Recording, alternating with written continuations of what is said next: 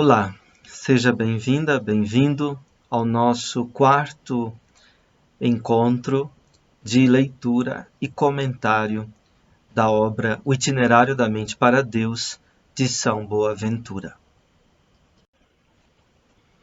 Nós estamos lendo o prólogo desta obra. Nós já comentamos o primeiro parágrafo do prólogo, que é uma invocação que Boaventura faz ao Pai das Luzes,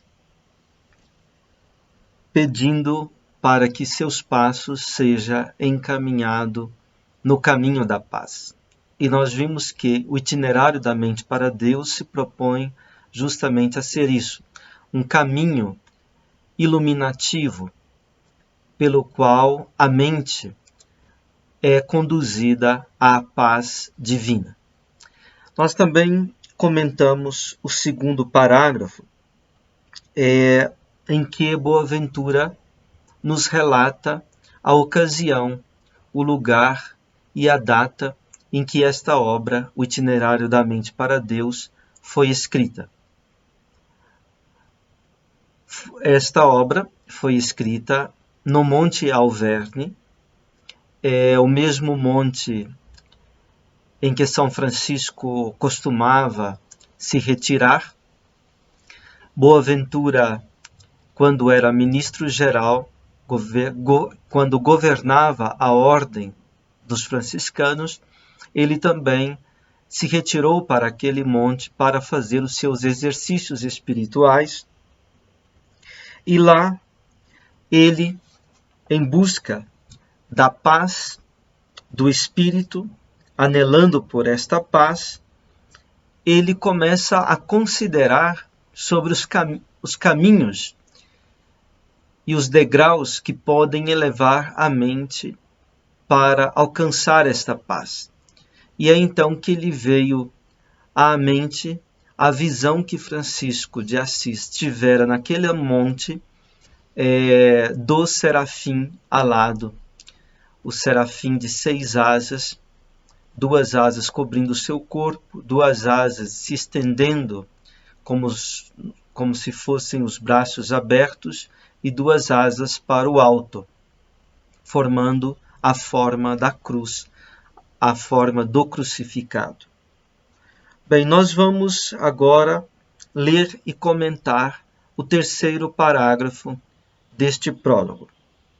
Ele diz assim: com efeito, as 6 asas do serafim podiam muito bem simbolizar as 6 elevações ou iluminações progressivas pelas quais nossa alma, como que por certo degraus ou vias, dispõe-se à posse da paz através dos arrebatamentos estáticos da sabedoria cristã. Mas o caminho que nos conduz à paz não é outro senão o amor ardentíssimo a Cristo crucificado. Foi este amor ardente que, após ter arrebatado São Paulo ao terceiro céu, transformou-o de tal modo em Cristo que o fez exclamar: estou crucificado com Cristo, e já não vivo eu, é Cristo que vive em mim. Esse amor penetrou também tão vivamente a alma de São Francisco que seus sinais se manifestaram no corpo, 2 anos antes de sua morte, com os estigmas sacratíssimos da paixão.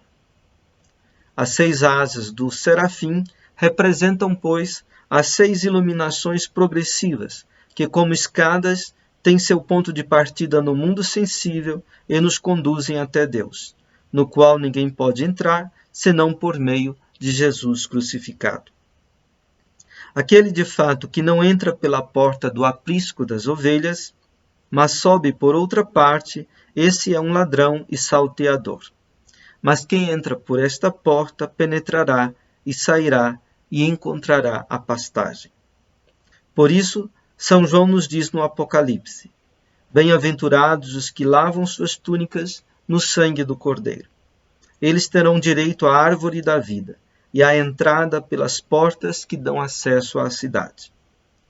Isso significa que, através da contemplação, não se pode chegar à Jerusalém Celeste a não ser entrando pelo sangue do Cordeiro, que é como que sua porta. Além disso, de modo algum torna-se apto para as contemplações divinas que conduzem aos arrebatamentos do Espírito aquele que, como o profeta Daniel, não for um homem de desejos. Ora, duas coisas inflamam nossos desejos: a oração, que arranca gemidos de nosso coração, e a contemplação, que faz voltar direta e intensamente a nossa alma para os raios da luz celeste. Bom, aqui nós vemos Boaventura aplicar a visão de Francisco de Assis ao itinerário da mente para Deus. Ou seja, na interpretação que Boaventura faz da visão de Francisco, do serafim de 6 asas, que se apresenta na forma do crucificado, esta visão significa, ou ela pretende ensinar o caminho para chegar à elevação da mente para Deus, às suspensões da mente para Deus e ao repouso da mente em Deus, o que significa a paz. Então, Boaventura, que tem um pensamento profundamente simbólico, vai interpretar a visão de Francisco como um símbolo, ou seja, esta visão ela traz consigo os ensinamentos para a elevação da mente para Deus. Bem, a palavra símbolo vem do grego symbalo. Balo significa lançar. É o verbo eu lanço, balo. Está presente em muitas palavras da língua portuguesa. E desta palavra vem, por exemplo, palavra como baile, como bola, né? Palavras que indicam um lançar, um lançamento. Né? E syn quer dizer junto. Né? Então, símbolo quer dizer aquilo, um lançar junto. Algo que, no lance em que se dá, recolhe consigo todo um mundo de sentidos, de significações. Isso quer dizer um símbolo. Um símbolo, portanto, não é um sinal qualquer. Né? Todo símbolo é um sinal, mas nem todo sinal é um símbolo. O símbolo é aquele sinal que nos abre um mundo de dimensões, de significações. O símbolo sempre tem uma riqueza, uma superabundância de sentidos. E São Boaventura é um pensador que pensa não só por conceitos, por representações universais, abstratas, mas ele pensa muito por símbolos, por imagens concretas que abrem um mundo de sentidos. Então, a visão de Francisco é, na interpretação de Boaventura, um símbolo do caminho que a mente precisa percorrer para poder ascender a Deus e chegar até Deus e penetrar, por assim dizer, no mundo de Deus, na paz divina. Essa é a interpretação de Boaventura.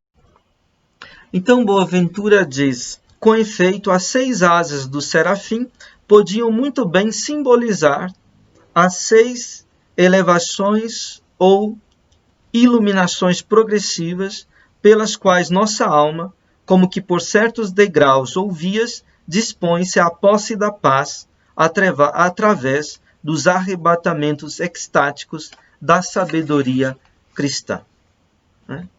Então, em latim diz: nam per senas alas, illas, recte intellige possunt sex illuminationem suspensiones.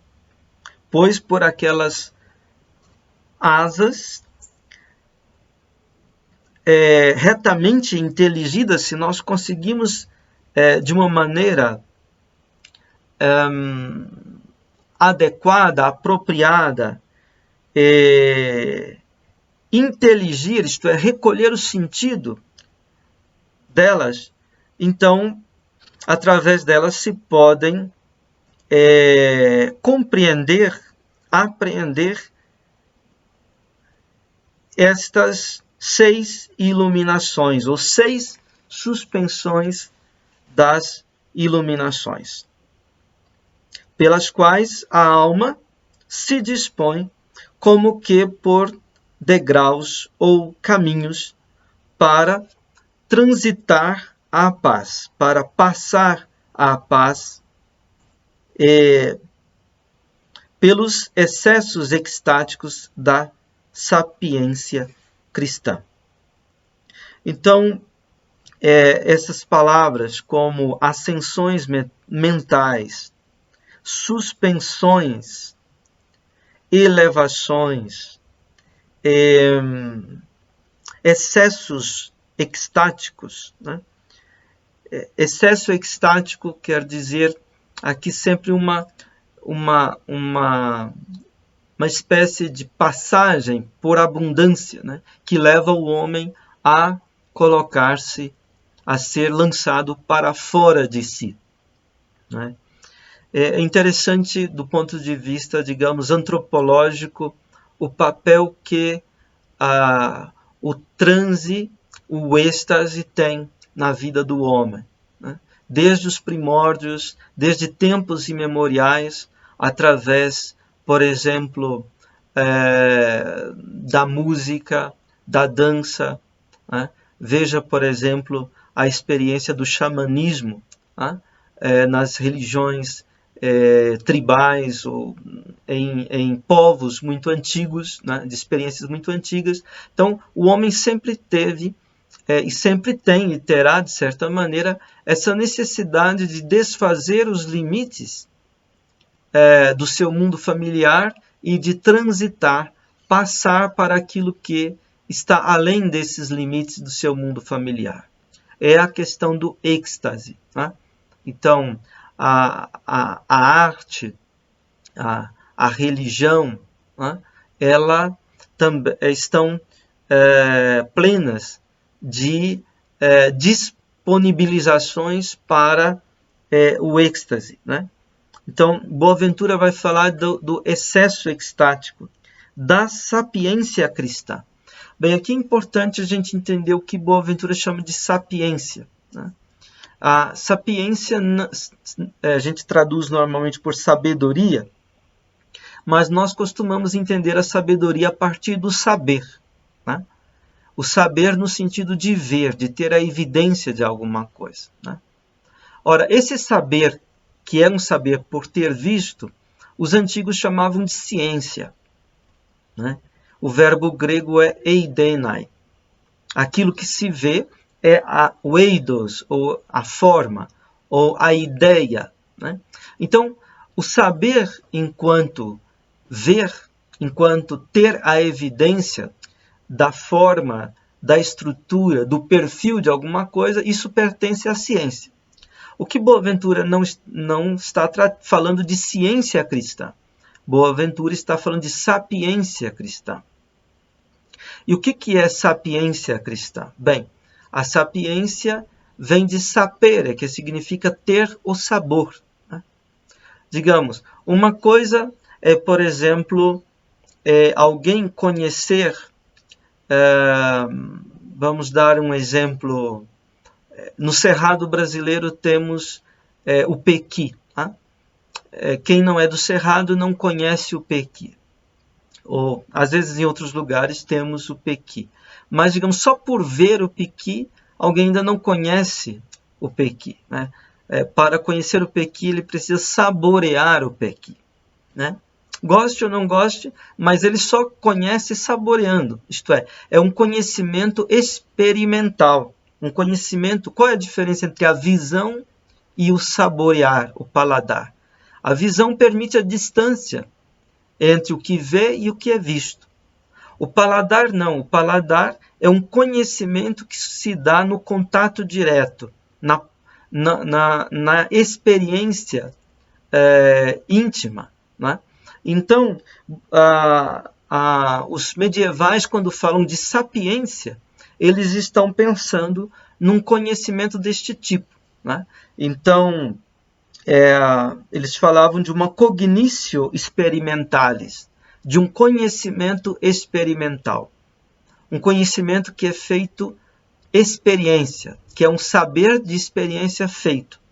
Experiência aqui não no sentido que os modernos vão usar a palavra experiência para experimento, para observação controlada, né? Das percepções, das sensações, das impressões que nós temos das coisas externas. Não, não é nesse sentido. Experiência é um sentido de um conhecimento imediato, do contato pleno com a coisa em questão.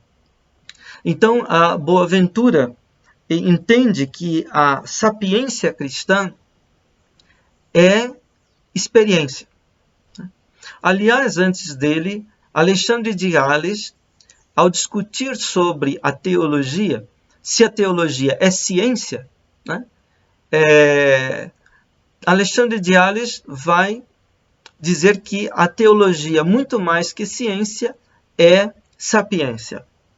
É um saber do saborear, é um saber da experiência, e não propriamente um saber do ver. Né? Enquanto que Tomás de Aquino, por exemplo, na Suma Teológica, tenta entender a teologia como ciência, ao modo aristotélico, né? Mas percebe que há certos limites para poder afirmar que a teologia é ciência, desse modo, do ver. Né? Alexandre de Sales e os franciscanos vão insistir na teologia como um saber que é uma sapiência, muito mais que uma ciência. Isto é, muito mais que um saber do ver, é um saber do saborear, um saber do experimentar. Né? Então, veja que Boaventura não usa a expressão filosofia cristã, mas sapiência cristã. Né?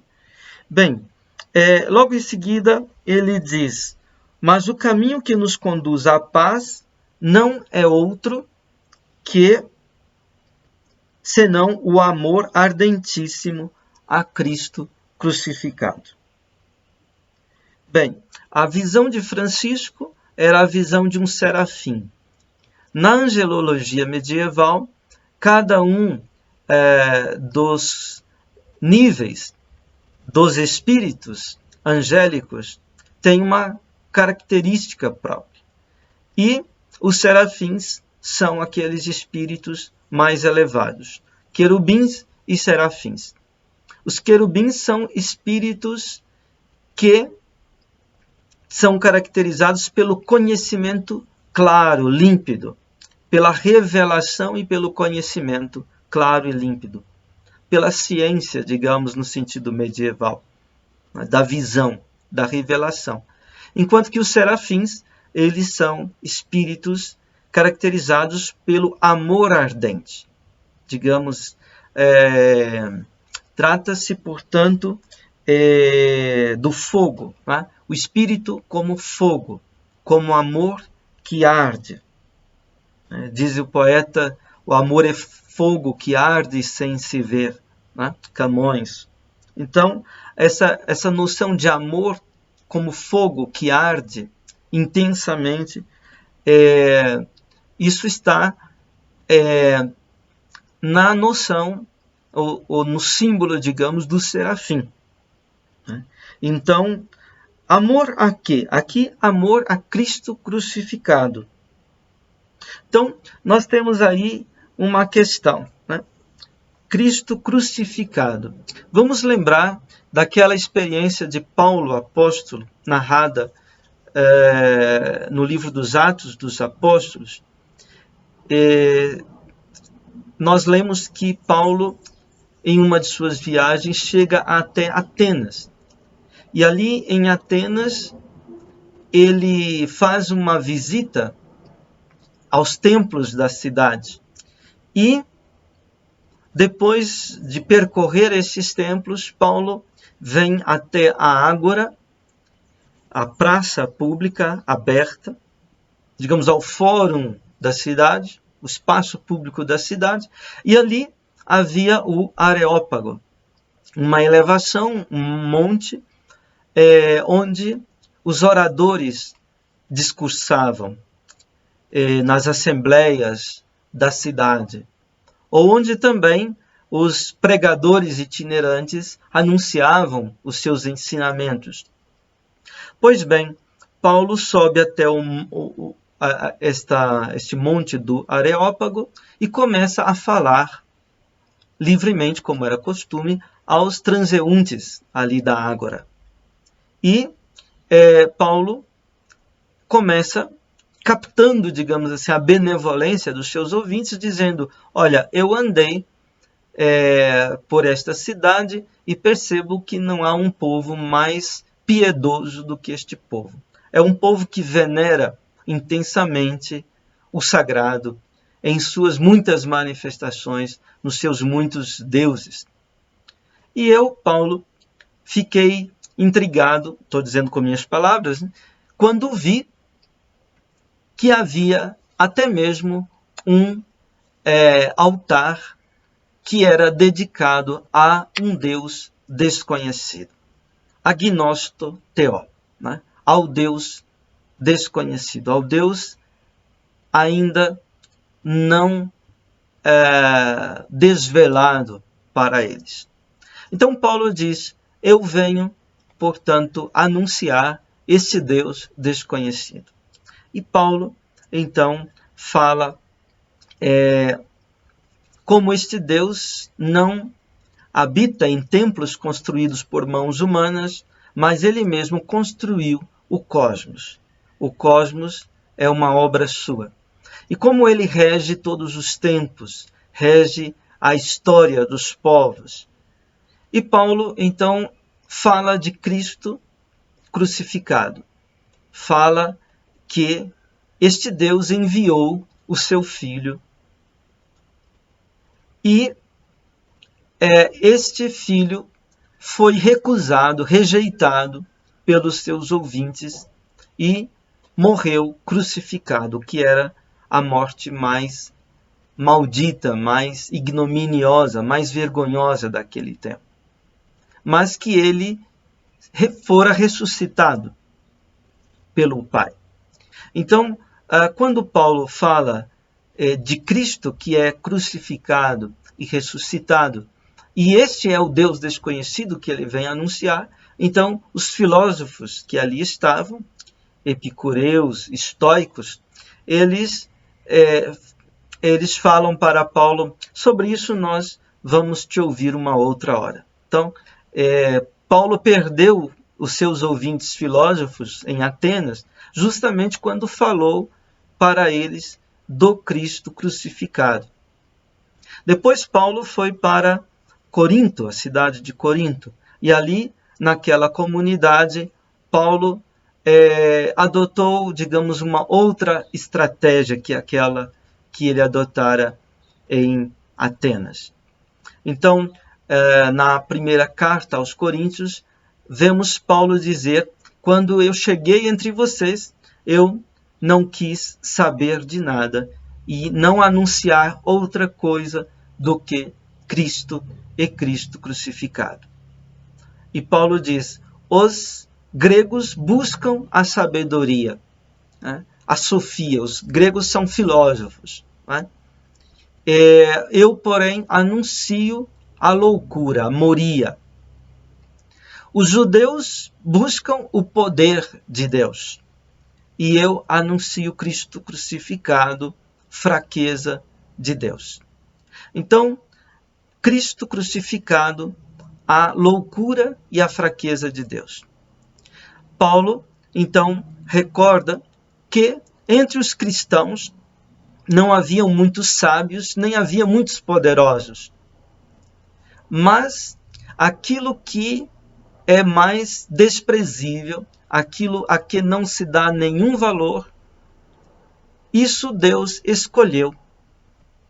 Né? Deus escolheu, diz Paulo, o meon para confundir o on. Ou seja, Deus escolheu o que não é, o não ser, para confundir o que é, confundir o ser. Escolheu aquilo que não vale nada para os homens, para confundir aquilo que para eles vale. Escolheu aquilo que não conta para confundir aquilo que conta. E Paulo diz, porém, na cruz há uma sabedoria misteriosa. Então Paulo diz, a loucura de Deus é mais sábia que os homens. A fraqueza de Deus é mais forte do que os homens. Mas na loucura de Deus se abriga uma sabedoria, uma sofia em mistério, diz o grego. Uma sabedoria velada, escondida. Uma sabedoria hermética. E quem é sábio, segundo os critérios deste mundo, para acessar essa sabedoria escondida, ele precisa se fazer como um louco. Ele precisa, por assim dizer, se tornar um idiota, né, para poder alcançar essa sabedoria. Ele precisa ser um burro, poderíamos dizer, para poder se tornar sábio dessa sabedoria. Ou seja, essa dimensão da sabedoria, da sapiência cristã, ela não se dá a partir do horizonte da sabedoria do mundo, da sabedoria dos homens. Né? Bom, então temos este acontecido que marca o primeiro encontro entre cristianismo e filosofia. Que este primeiro encontro é um desencontro. Né? É mais um encontrão e um desencontro do que propriamente um encontro. De modo que esse primeiro encontro ele marca, digamos assim, a heterogeneidade entre a filosofia e o seu questionamento e a fé na loucura da cruz e a sabedoria misteriosa que essa fé traz consigo. O professor Emanuel Carneiro Leão, no seu livro Aprendendo a Pensar, volume 1, tem um texto chamado Fé e Contemplação, no qual ele faz uma introdução a esta obra, O Itinerário da Mente para Deus.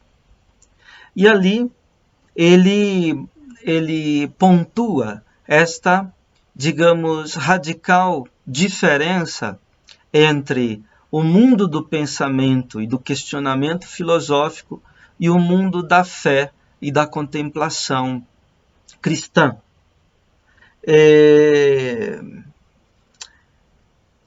Primeiro ele caracteriza a filosofia. O que é próprio da filosofia? O próprio da filosofia é o questionamento. Né? Um questionamento que é radical, que é um questionamento cuja ousadia é radical. Este questionamento que nasce como movimento da autonomia e da finitude do ser humano. Um questionamento que se torna o mais amplo, o mais profundo e o mais originário. O mais amplo porque é um questionamento que procura colocar em questão a própria realidade que se dá e se subtrai nas realizações do real como um todo. Então, tudo aquilo que entra no questionamento filosófico.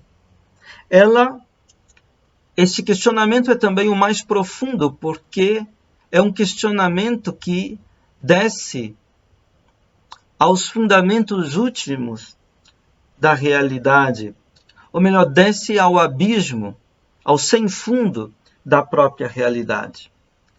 É um questionamento que não se contenta com um porquê que tenha um porquê.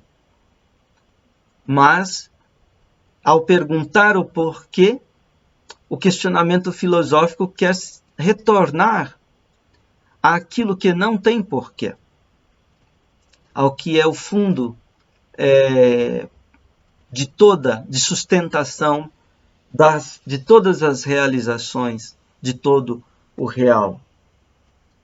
Depois, este questionamento é o mais originário, porque ele se dá num salto que prepara o homem para abrir novos caminhos, fundar novas terras, digamos assim, para a existência humana. Então, o movimento da filosofia é este movimento de suprema autonomia, ao mesmo tempo que é um movimento de audácia, um movimento de um questionamento radical, que vive sim da finitude humana. Né? É o mais finito dos empreendimentos humanos, o pensar filosófico, ao mesmo tempo que é o mais autônomo, radical e audaz. Então, para a filosofia,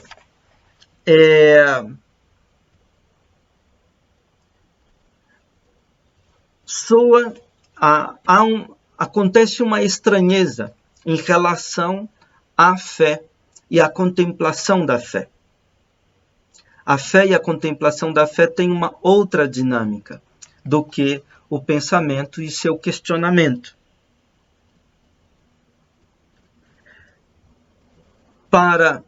Se para a filosofia a fé soa como loucura, também para o crente esse movimento da filosofia também soa como loucura. Quer dizer, nós temos uma heterogeneidade, nós temos um abismo separando o questionamento e a filosofia e o seu questionamento, e a fé e a sua contemplação de um outro lado. Né? Se trata, na fé, de uma atitude de recepção e de confiança para com o mistério divino. Então, está em jogo uma outra atitude existencial e um outro mundo. O professor Emanuel Carneiro Leão escreve o seguinte: assim, no questionamento da questão filosófica, o crente denuncia o delírio e a tentação do saber. Filho de Deus, irmão de Cristo, o cristão não necessita da vertigem interrogativa do pensamento, pois já está ancorado na fé que o protege de qualquer ousadia metafísica. Goza da proteção do Deus que canta o salmista: o Senhor é meu pastor, nada me faz falta. O que é crer, diz o autor da Epístola aos Hebreus. A fé é a consistência do que se espera e a adesão às coisas que não se veem. A visão do filósofo se contrapõe à convicção do crente. A audácia do questionamento se opõe à aceitação da crença, que consente a uma verdade obscura para o conhecimento, mas brilhante de revelações para a vida do crente. A vigência da fé em que mora e vive o cristão é um espaço de verdade originária, isto é, irredutível, indeclinável e incompreensível para a atitude interrogativa do filósofo. O modo próprio de se estar na fé não é apenas uma forma e um modo de ser da existência ao lado de outros modos e de muitas outras formas. O testemunho que de si mesma dá à fé pertence à própria fé. Neste testemunho, a maneira de se estar na crença não provém de uma simples escolha, nem resulta do esforço de uma conquista. É um dom da própria fé. A fé do cristão é graça, e não preferência. A fé na loucura da cruz inclui em si tanto um conteúdo como um processo todo próprio. O consentimento já é em si mesmo fé, e dádiva da misericórdia. O cristão é o homem em quem Cristo vive e a quem é dado ser testemunho vivo do próprio Cristo. Fé não é ideologia, é transformação do modo de pensar, de sentir, de agir, uma verdadeira metanoia. Metanoia quer dizer justamente essa transformação da mente. Por isso, para o cristão, todo não cristão nunca é o inimigo, o adversário ou mesmo o estranho. É o irmão, um cristão virtual que o sangue redentor de Cristo já salvou na cruz.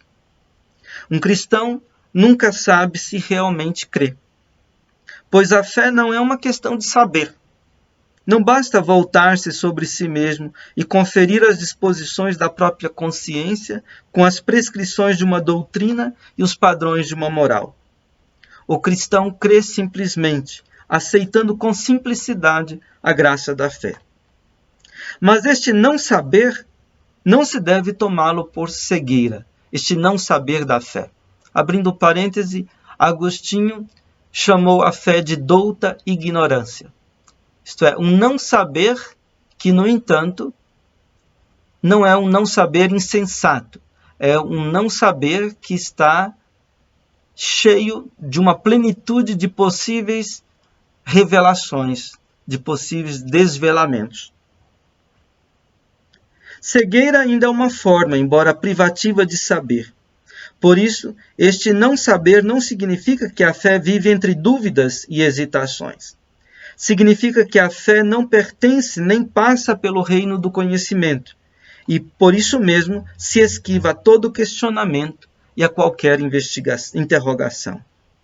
A fé só pode ser mesmo objeto e processo da fé. Contra a interpretação de Hegel, o cristão não sabe em que crê, sobretudo quando crê de maneira requerida pela fé.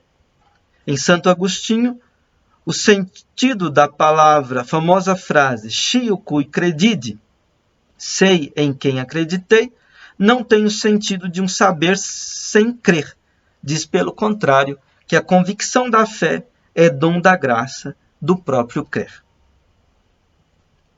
E, no entanto, e não obstante, estar na fé não exclui, e sim inclui estar na verdade, e numa verdade originária. Então, digamos, a verdade, o domínio, o âmbito, o mundo, o horizonte de revelação, de acesso, de desvelamento do questionamento e da filosofia é um. O horizonte, o mundo de revelação da fé e da contemplação é outro. Então, o professor Carneiro Leão escreve: e não obstante, estar na fé não exclui, e sim inclui estar na verdade, e numa verdade originária. O mundo brilha numa outra luz, tudo se transforma. É que o fiel mora num país em que a paisagem é da graça, e toda a economia é da salvação. Por toda parte, o cristão descobre a irrupção e o advento de Deus na história dos homens.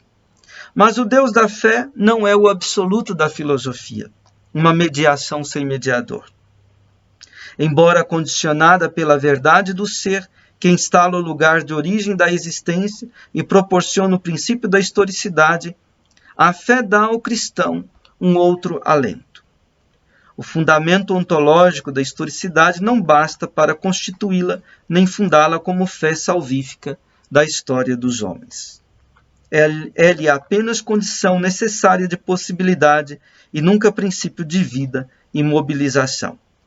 Muito ao contrário, modo de existir diferenciado pela participação no acontecimento salvífico da redenção, a fé permanece em sua essência sempre eventual e indiferente à verdade originária do ser que inaugura a historicidade, realidade ontológica de toda a realização humana, mas nunca evento histórico de salvação. Então, digamos, embora a fé pressuponha a existência humana e tudo aquilo que a filosofia investiga como sendo constitutivo da existência humana, A fé, no entanto, ela leva essa existência humana para um outro domínio de sentidos, um outro domínio de desvelamentos da própria existência. Saber o que se desvela na crença da fé só com os recursos do questionamento é igualmente impossível tanto para o crente como para o descrente. Pois o que se revela imediatamente na fé cristã é a crença no Deus crucificado, escândalo para os judeus, loucura para os gentios. Não é a onipotência da causa primeira, mas a misericórdia do Pai Celeste que entregou o próprio Filho para a salvação do mundo. Quaisquer que sejam os arcanos e os vigor de um horizonte aberto pela fé, uma experiência o cristão sempre faz. A obscuridade da fé nunca é cega, é sempre perspicaz. Pois vê todas as coisas, o mundo inteiro, na luz de uma verdade invisível, mas revelada, que a própria fé acende. No mundo cristão não se dá uma luz do conhecimento ao lado de uma luz da crença, uma luz do sol junto ou a uma luz do homem, uma luz natural com uma luz sobrenatural. É o sentido contemplativo da frase de Charles Péguy, Le surnaturel est charnel. O sobrenatural é carnal. Para o cristão, tudo irradia a luz da fé. Como disse Ângelo Silésio, numa experiência de contemplação, para ver Deus, basta meu coração virar-se para a luz, como faz a rosa. Enquanto cristão, o cristão não sabe nem precisa saber que mora na verdade e pertence à história do ser. Mergulhado na luz da fé, ignora os pressupostos ontológicos e as condições de possibilidade de sua fé. Por isso é que para o fiel, a filosofia é uma loucura. Não o seduz a avalanche do questionamento, nem o toca a vertigem interrogativa do pensamento nas peripécias da filosofia. Mas, por outro lado, a proteção dada pela fé não é isenta de perigos. Uma inquietude essencial é constitutiva da crença. Sob pena de banalizar-se numa atitude de tibieza, o crente permanece sempre exposto à possibilidade da descrença. Então, digamos, o que ameaça a fé não é o questionamento da filosofia. O que ameaça a fé é a própria possibilidade da não-fé na fé. Ou seja, é a própria possibilidade da infidelidade na própria fé. Então, o perigo para a fé não vem da filosofia e do questionamento. O perigo para a fé vem da própria fé, digamos, que pertence à própria experiência da fé, ser exposto à tentação da não-fé, à tentação da infidelidade ou da descrença. É o espinho na carne que o atormenta continuamente. Todavia, não se trata de dúvida e hesitação, insegurança ou ambivalência. A inquietação do crente é tão irredutível à dúvida como a verdade da fé o é a verdade do conhecimento. Os existenciais da fé não são os mesmos do pensamento. Enquanto crente, o crente não se interroga nem se examina acerca de sua crença. Para fazê-lo, teria de sair do horizonte da fé. O aguilhão da crença não pode ser a interrogação do pensamento. Estranha às flutuações da dúvida, a crença não necessita ter certeza. Ela é sua própria verdade. Por isso também não pode ser ameaçada pela dúvida. O aguilhão da fé, portanto, não é a dúvida, é a infidelidade. É esta a infidelidade que gera a dúvida, e não a dúvida que gera a infidelidade. O tormento da infidelidade acompanha sempre a vida do cristão.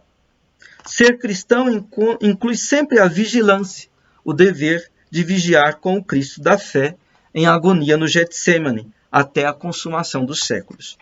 Vigiai e orai para não cairdes em tentação. O espírito está pronto, mas a carne é fraca. Citação de Mateus, capítulo 26, 41. Não é para se entender esta presença da infidelidade da fé na fé, da descrença na crença, como uma dialética de constituição. A vigência da fé está fora de qualquer dialética, Não é a infidelidade que, entrando em tensão com a fidelidade, constitui a fé. Não, é a própria fé que se expõe sempre, por si mesma, à possibilidade da infidelidade, a fim de poder manter viva e atuante a fidelidade no crente. É o testemunho de São Paulo na segunda carta aos Coríntios, capítulo 12. Paulo diz: "E para que a grandeza das revelações não me levasse ao orgulho, foi-me dado um espinho na carne, um anjo de Satanás que me esbofeteia e me livra do perigo da vaidade. 3 vezes roguei ao Senhor que o afastasse de mim, mas 3 vezes ele me respondeu: basta a minha graça, porque é na fraqueza que a força chega à perfeição. Portanto, prefiro gloriar-me das minhas fraquezas, para que habite em mim a força de Cristo.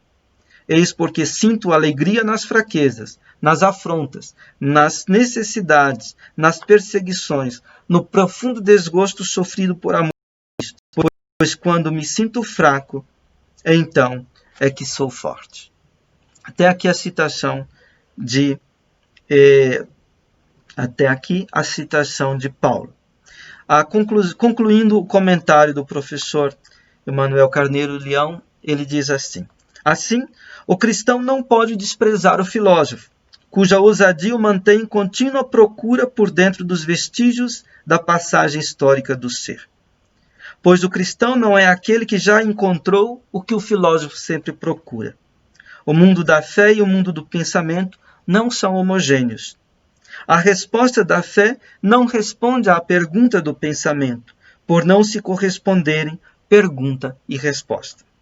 A fé nunca pode ser uma solução para a angústia ontológica do nada, como a resposta do pensamento nunca pode ser uma solução para a inquietude da fé. O que ambas podem vir a ser uma para a outra é apenas a dissolução de uma pela outra.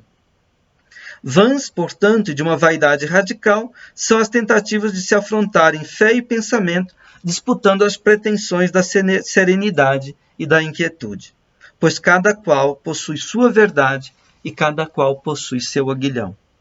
Nem a fé nem o pensamento podem aliviar a angústia radical da existência, sem desfigurar a própria essência. Conservando-se o que são, só podem mesmo conferir à história dos homens mais gravidade, e de uma maneira exclusiva e peculiar a cada uma." Bem, com isso vamos terminar a aula de hoje. Nós chegamos ao ponto em que aparece no texto de Boaventura a figura do Cristo crucificado e a sabedoria cristã como sendo uma sapiência que provém do encontro com o Cristo crucificado, do amor ardente ao Cristo crucificado. Então me parecia importante a gente fazer essa explanação, digamos assim, sobre essa relação heterogênea entre filosofia e seu questionamento, a fé e a sua contemplação. Cada uma com a sua grandeza. A filosofia com a radicalidade e a audácia do questionamento, isso é a sua grandeza. Mas a filosofia está sempre movida pela angústia. É a angústia do nada que faz a filosofia questionar, que leva a filosofia a questionar o todo. Não é? Ao mesmo tempo, a fé que não parte dessa experiência do questionamento da filosofia, a fé, porém, ela não é simplesmente uma resposta ao questionamento da filosofia. A fé é um outro movimento.